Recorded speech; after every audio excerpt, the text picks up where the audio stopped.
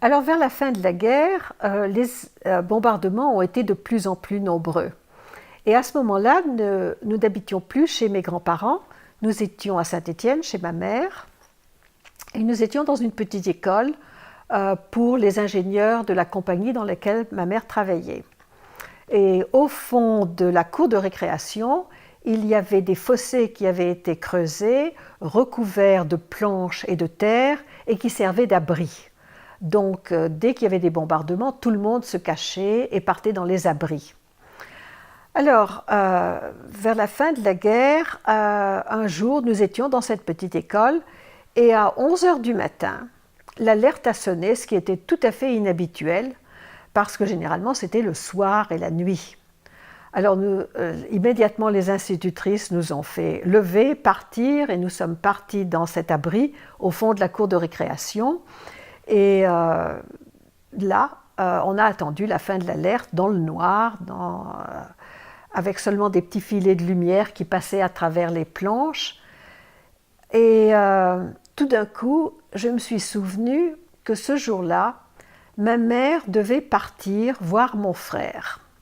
Et le soir, nous devions aller coucher chez une amie de ma mère parce que mon frère était malade, il était dans les Alpes, il avait eu une opération et ma mère voulait aller le voir au moment de l'opération.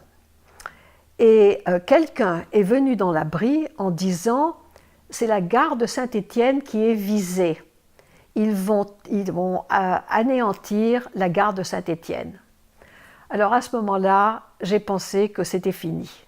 Je n'avais plus de famille, parce que je savais que ma mère devait prendre le train pour partir, et je savais que je ne reverrais jamais ma mère.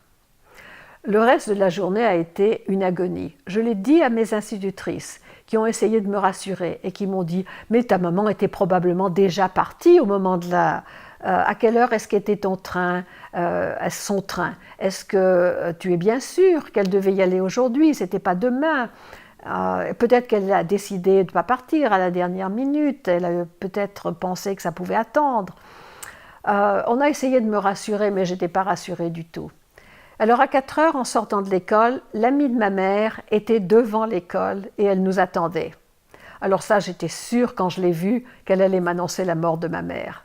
Mais pas du tout, elle est venue vers moi avec un grand sourire et elle m'a dit « Tu vas rentrer chez toi, je ne t'emmène pas chez moi, ta maman n'a pas pu partir. » Alors je suis rentrée à la maison, je suis tombée dans les bras de ma mère qui n'a pas compris pourquoi je l'embrassais si fort. Et je lui ai dit « j'ai eu tellement peur, j'ai eu tellement peur ».